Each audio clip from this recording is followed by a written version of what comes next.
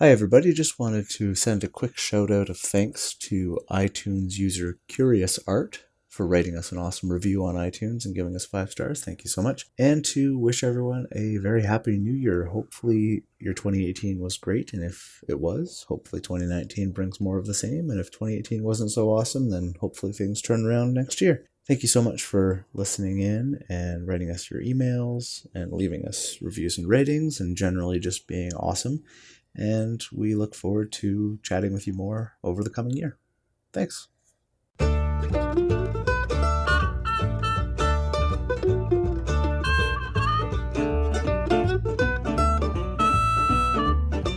Hello and welcome to Lexitecture, a podcast about word origins and histories. My name is Ryan, and in each episode my friend Amy and I present a new word to each other and you, delving into its past, uncovering its secrets, and discovering that even the most basic, unassuming word can offer up precious truth nuggets of wordy trivia gold. If that sounds like the show for you, it probably is, so tell your friends and come along for the ride.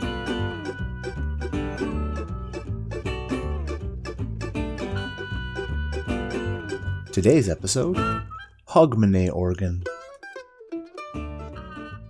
Right, let's do some words. Yes, let's do some words. How about you go first this time?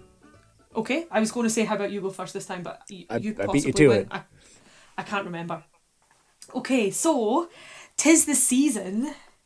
Tis the season to be considering when your episodes go out, and what time of year that's going to be. Yes. Since we finally almost sort of made it to a point where we have that bank of episodes that we like to,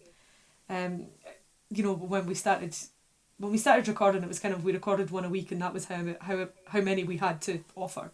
And then we moved to one a fortnight, and that made things a little bit more secure. But I think we've always kind of had this golden ideal sort of theory that we could be 5 or 6 weeks in advance, and never really quite managed to make that. Yeah. But life and having to have a job and all that stuff. Grr. All that nonsense. But if my calculations are correct, then this word is a fitting word for the time of year, and the word is Hogmanay. Hogmanay. Okay. There we go. There's a. It's a Scots word, and it's a Scots word that's such an interesting word, and such a very, very dearly beloved time of year for me, that as soon as you mentioned our next episode's going to go out around about the turn of the year, I thought this is definitely the word I'm going to talk about. That's fantastic. So it's spelled Hogmanay, usually. Okay. There are a number of variations on its spelling. And, very often when I start to research words for this podcast, I start off with the OED, and also Etom Online is a really fantastic resource. So Etom Online came up pretty much dry for me this time. Okay. They have it as Hogmanay, Hogmenay, Hogmanay. Okay.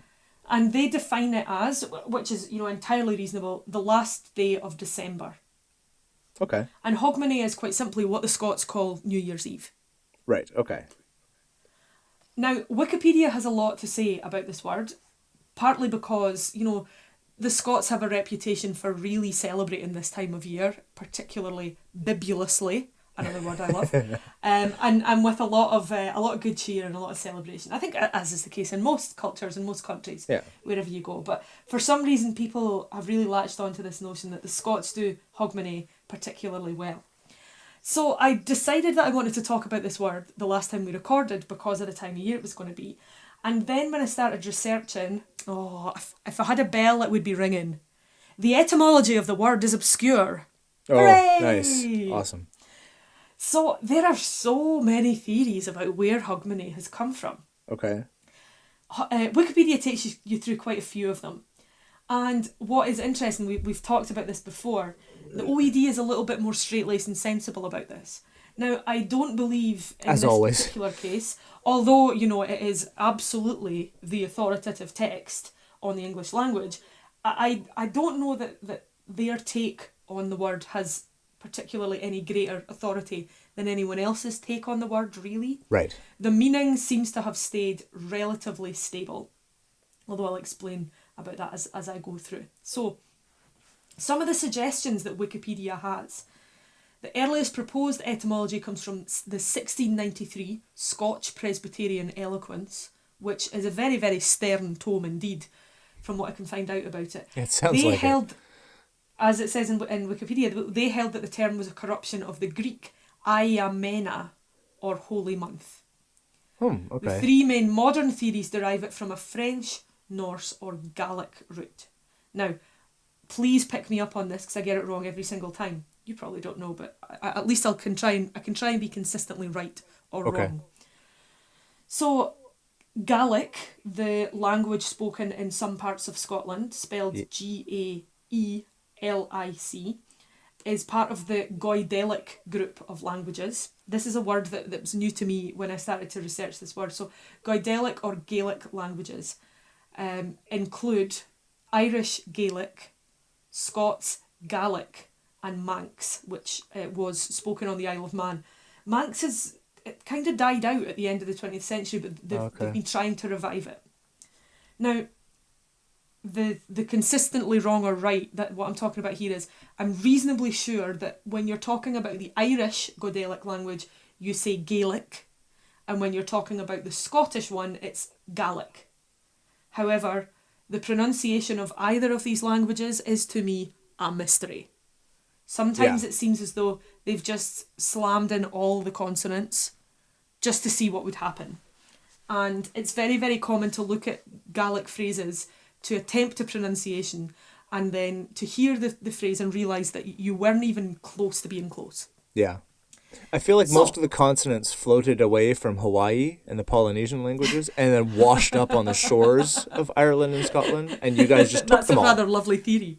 I like that. Yeah, we took them all. Yeah. We're like, give us all the weird sounds that you can find. And because the Northern Europe in general, like you go to Russia and they just put a bunch of D's and N's and P's and Q's and V's in front of everything. It's because they took them all, they just washed up on the tides from Hawaii.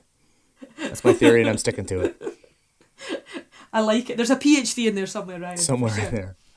Okay, so continuing with Yes, Wikipedia. sorry. The word is first recorded in a Latin entry in 1443 annals as Hagnonays, Hagnonays. The first appearance in English came in 1604 in the records of Elgin as Hogmanay, with an A at the beginning.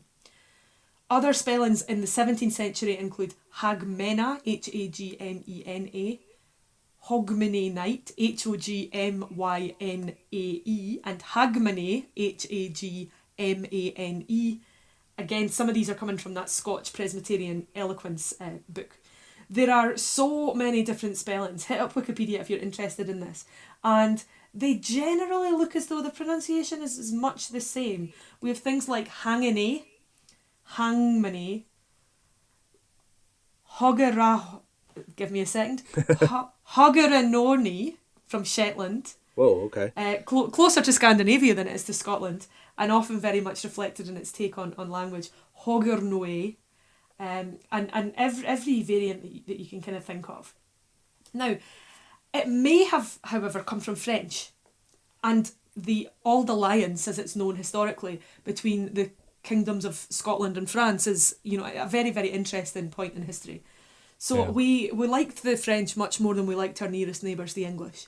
And the fact that the English and the French tended not to be allies, I think, made that kind of even better. So Wikipedia states that perhaps the most sort of obvious explanation for the word comes from the Northern French dialectical word Hogmanay. Let me explain firstly that my French pronunciation is awful and spell it instead. Hogguinane with an acute. Hogmanay. Or variants such as Hogmanay, Hoginono, and Hogginets, excuse me. And Hogginet was a gift that was given at New Year, perhaps coming from the 16th century Middle French word Aguianeuf. Okay, yeah. So as well as being the gift itself, there seems to be some theory that this word, or certainly sounds that sound like this word, were what children would cry out as a request for such a gift. Give us the good stuff. Yeah. And so this notion that children would be crying for the gift, and so because they did this at New Year, this came to be the word that was used to describe New Year itself. Right. It's supported by a children's tradition observed up to the 1960s in some parts of Scotland at least, of visiting houses in their locality on New Year's Eve and requesting and receiving small treats such as sweets or fruit. Now, this is not a tradition that I personally am familiar with, but there are also, so in Norman French, Hogmanay is this sense of crying out for a gift. Obsolete Jersey, now I'm just going to say this phonetically because I've no idea how the pronunciation is supposed to go. Okay. It looks like Hodgignole. And in Guernsey and Oginane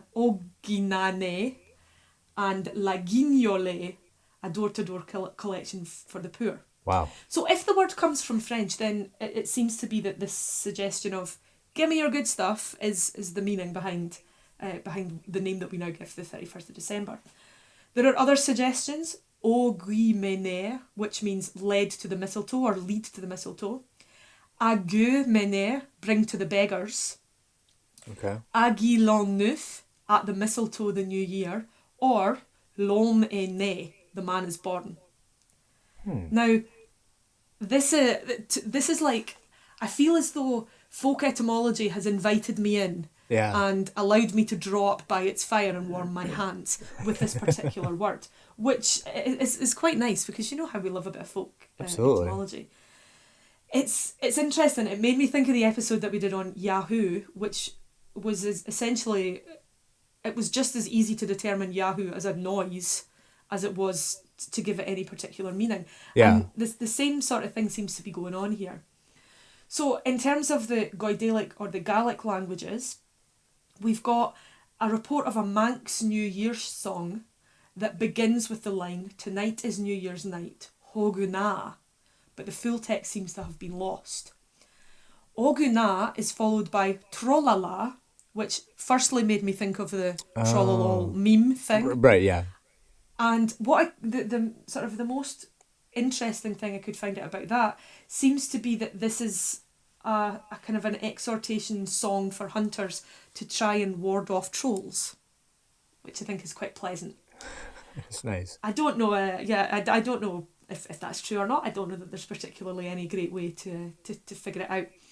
There's also a Gaelic phrase that's given phonetically, Hogmanay, the spelling Thogmianeigh,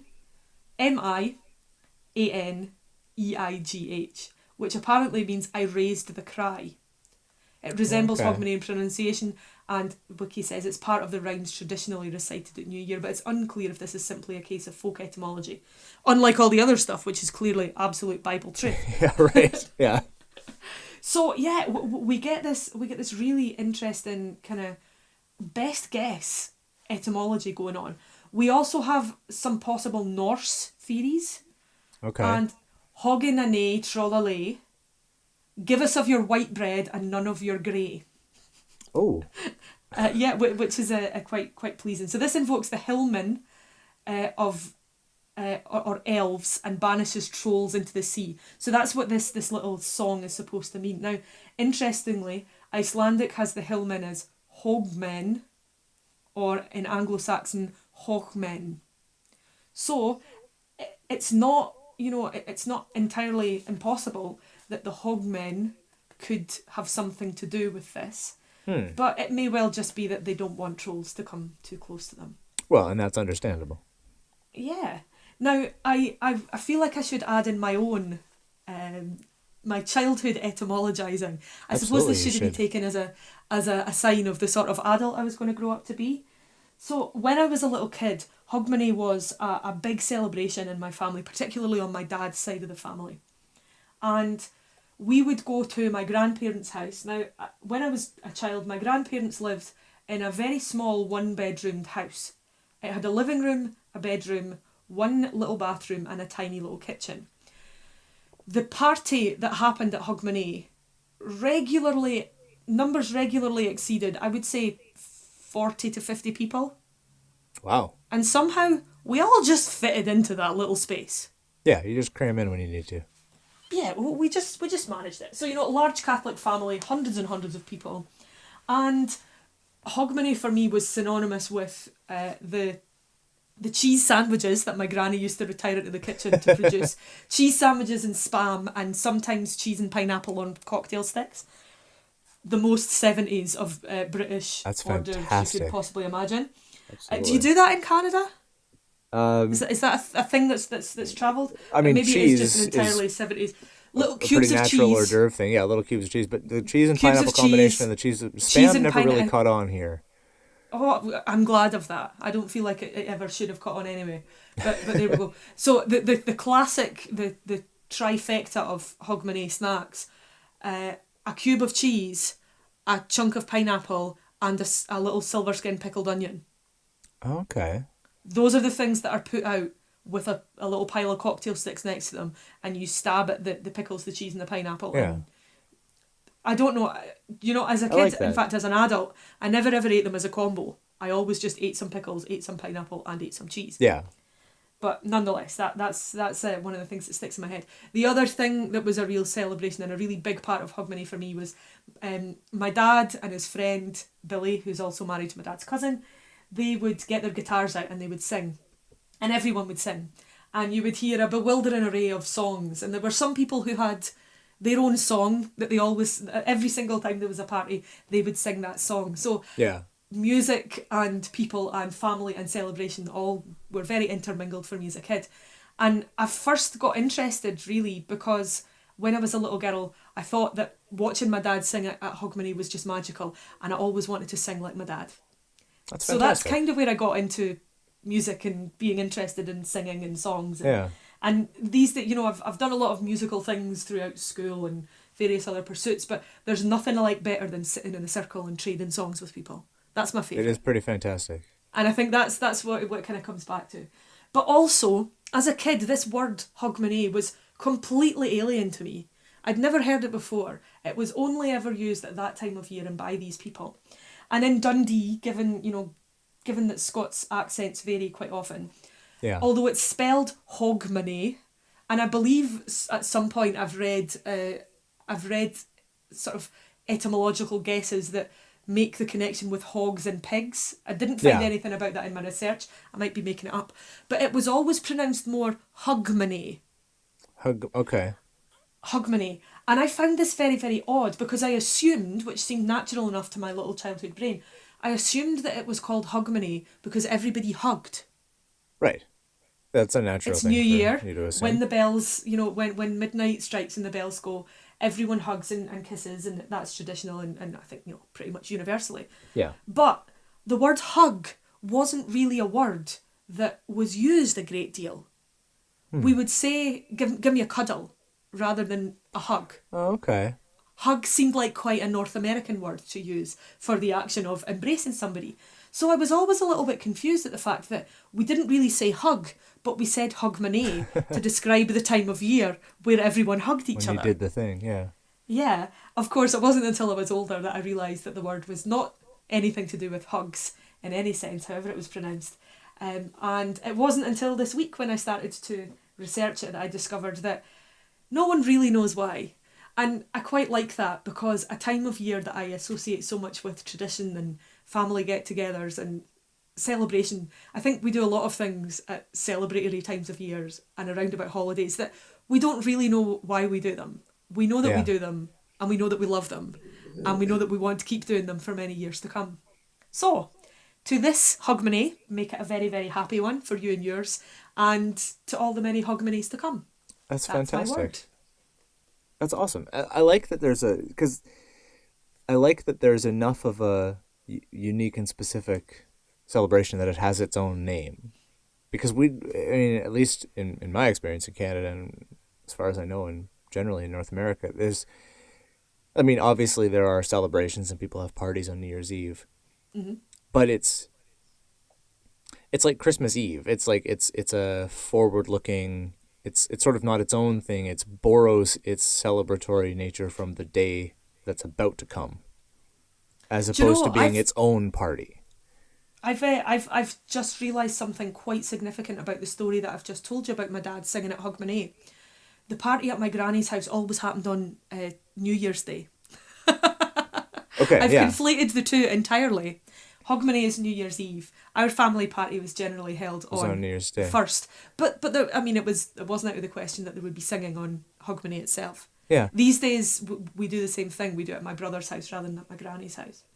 But it's But still yeah, interesting that it's its own standalone it's holiday definitely as opposed to its just New own Year's thing Eve. in Scotland. Yeah. That's fantastic. And it's, I like that a lot. you know, it's very much, so the OED gives it this sense of the call used to demand a New Year's gift, and then gives it as the last day of the year from 1443, and you know, and all the way through, all the way forward, it's mentioned pretty much consistently in the written record. But what I find interesting about that is that's not really the tradition that we have. The tradition instead is of going out to other people's houses, and we have a tradition in Scotland called first footing, and this idea that the first guests to come into your house for the new year can bring you luck or otherwise. So you're the sort of stereotype is that you're looking for a tall, dark, handsome man to be the first foot into your house. I don't know that there's any time of year where we don't generally welcome tall, dark, handsome men. I was going to say, that's, you know. Yeah, so the entry that's given in the OED is first at this sort of demanding cry. That doesn't really ring any bells with me, but the holiday and the celebration and all the traditions that are attached to that, yeah. Well, for anyone listening, because this episode I believe will come out on the 31st. So people who are listening, wish each Happy other Hogmanay. happy Hogmanay. But more in a jolly Scotsman way of wishing it to someone, and not so much in a screaming Norseman demanding treats way of wishing it to someone. Come on, there's a bit of you loving the screaming Norseman demanding treats. Hey, I am never not actually in favor of screaming Norseman demanding treats. That's my standard mode of operation. I just think that if you are somewhere in North America attending a New Year's party and you run in screaming Hogmanay at someone, you may be escorted off the premises. Yeah, I don't know. There have been many parties that I've attended, both in this country and in others, where the excuse, it's New Year and he's Scottish, has been given as almost like a solution to any sort of odd behaviour. Oh, well, yeah, if you're Scottish, So, that's yeah, perfect. if you wanna be it's a all well screaming and good. Norseman. That's all well and good for you guys. Just claim some Scottish blood somewhere along the line. You know, Somewhere in there, there's yeah. probably something going on. I mean, I'm a white Canadian. At some point, I'm Scottish in some minuscule slice of me. It have to be. I'd be very surprised if that's not the case. Very cool. Well, I'm glad you picked a topical one because I just picked a word. So that's good. We're 2 for 2 for one of us choosing a seasonally appropriate, forward-looking word. This is why I love having a co-host, you know? If I drop the Pick up the ball, slack. you're there to pick it up. That's perfect. So my word this time is organ. Oh, nice. And so it ties in with the musical thing and all that stuff. So, but not in the way that you'd be thinking. So it's a very, very old word. Mm-hmm. Almost pretty much in the same form. It's been more or less just as it is for a long, long, long time. And it's been referring to musical instruments as early as the 12th century. Yep. And so, but the instruments that it was generally seems to be referring to are actually like wind instruments. So flutes, recorders, rudimentary, I don't know if reed instruments were a thing yet, but you get the idea. Yeah, sure. You blow into it and it makes a noise. And so that was sort of generally the way an organ was thought of. It's from the French, came from the French, and there's tons of these other sort of French-related dialects and Old French and Provençal and all these other things that are basically it's again in the same form, organ or some slight variation. It doesn't start referring to what we think of as an organ, a pipe organ, today, until sort of the end of the 1300s. And it's not often that we get the OED citing Chaucer as its first attestation. He seems to be obviously a giant, humongously important person in literature, but not necessarily at the same level of coiner of words as, say, Shakespeare was. But in this one, I like to imagine, purely because of my own kind of, I absolutely love Chaucer because he surprised me a great deal. I thought he was going to be very serious and staid, and give me a lot of trouble as an undergraduate. Right. And then I read the Canterbury Tales and essentially realised that the Canterbury Tales are like a carry-on film for the Middle Ages. Yeah. So I like to think that somewhere along the line, Chaucer got drunk at a party and offended someone. And they said, no, we're not having him in the dictionary. That may well be it. Yeah. We don't like your kind. That fits in well to my imaginary history of Geoffrey Chaucer. Yeah. Settle down, Jeff. Come on. So it's in the second Nun's Tale from 1380 is the first OED attestation of it with meaning that idea of a pipe organ. But interestingly enough, in its earliest days, it was a plural form for a singular sense of the instrument. So you would play the organs, and that would be what you'd be playing. And it's Chaucer's Nun's Priest's Tale from about 10 years later, 1390, is the first OED attestation of the singular form. So you'd play the organ. And That's the idea... very interesting. Yeah, I think the connection is kind of like the bagpipes, because the bagpipes is one instrument, but we would never say the bagpipe because it's pipes. And it's got lots of things sticking out of it, so that makes sense. Plural, I'm but dying singular. to jump in here and tell you all about the history of the pipe organ, but I'll hold my tongue because this is your word. Well, I look forward to it. It wasn't until sort of the closer to the middle of the 1400s that it started being used as in sort of the biological sense. That's very interesting. Yeah. Tell me about this. This is my pay dirt here. This is what I'm interested in. So, just to ground us in the modern uses, dictionary.com's definition in this sense, which I believe is the fourth sense that they give, is a grouping of tissues in a distinct structure as a heart or kidney in an animal's or a leaf or stamen in plants that performs a specialized task. So an organ like we think of it, a lung, a heart, kidney, whatever. Mm-hmm. And it wasn't until the 1425 that it starts being used as that. And then so that connection of a thing with a specific function, again, goes back to the pipe organ and the bagpipes, because it's plural but singular. So it's more of a, like bagpipes is more of a system of organs. And a pipe organ, when you think about it, is each of the individual pipes makes the sound. So in its collective form, you get the idea of the plural but singular. Yeah, absolutely. Now this, as far as that's sort of the kind of history of usage goes, the etymology, and again, I mentioned it's a super old word in its form, it goes back to the Greek where it was still organon or organon or organon, or I'm not sure how you pronounce it in Greek. At this point, I'm sorry, Greece, you're gorgeous, I don't care. So, organon, and it literally just meant that with which one works, is the literal meaning. And so in the Greek word organon had a bunch of different kind of senses that it was used for. So it was used as an instrument, which also, when you think about it, has the sense of instrument, a tool, or a musical instrument, an organ of sense. So your sensory organ of some sort, in that specific kind of sense, or a general organ of the body, any kind of specific tool. Those were all kind of wrapped up in organon, That's amazing. the ancient Greek. And so and even further back, where this ties back into pi, Proto-Indo-European, it's the root werg, so to do.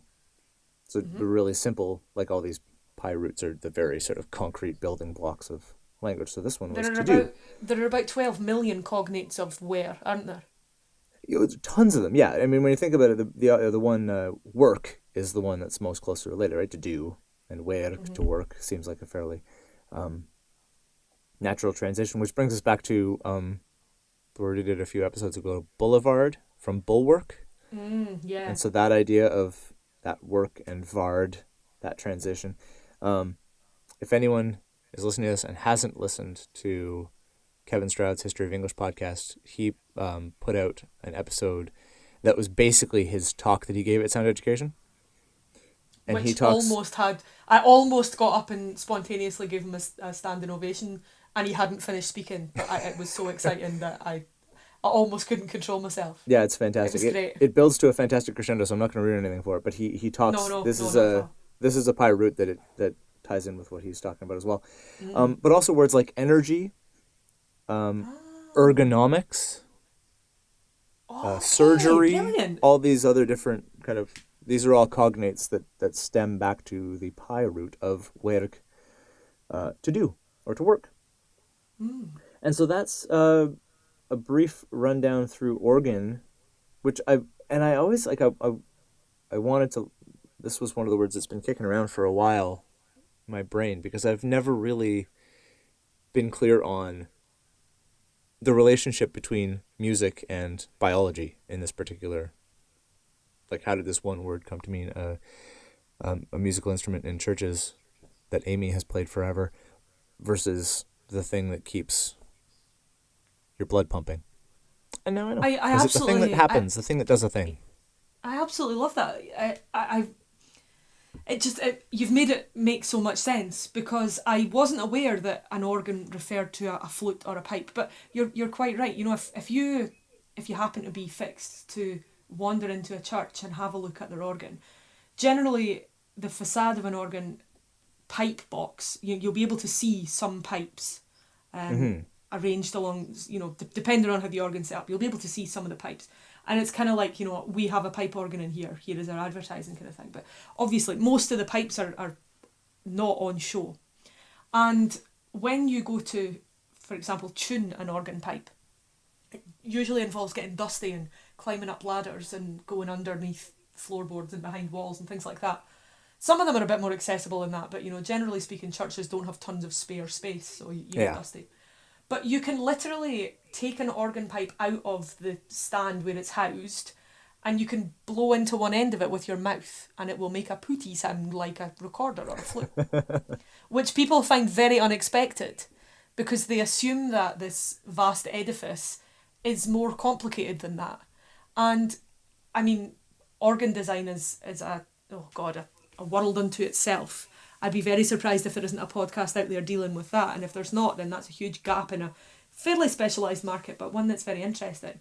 So these days, with electronic instruments but your kind of traditional manual pipe organ, whatever the action is and all the rest of it, it's assembled in pretty much that same way. Ranks of pipes which can be physically removed and blown into, and a sound will be emitted. Yeah. So the fact that this incredibly complex tool for producing music comes out of it, I love the fact that it's retained this sense of one simple pipe, then evolving into several pipes that work together, then evolving into this very large, very complicated instrument that's produced some incredible music and composers. I would never, in my wildest etymological dreams, we like to create stories that are pleasing and fun about words, but usually I hesitate to use the word science about etymology, but I mean, there are elements of it that are like that. But even if I had tried to dream up a really, really beautiful, fanciful folk etymological story as to why the instrument and the sort of biological structure have the same name, I don't think I would have come up with one as beautifully simple and pleasing as the one which is in fact the case. Yeah, it's nice when that happens. It's very handy.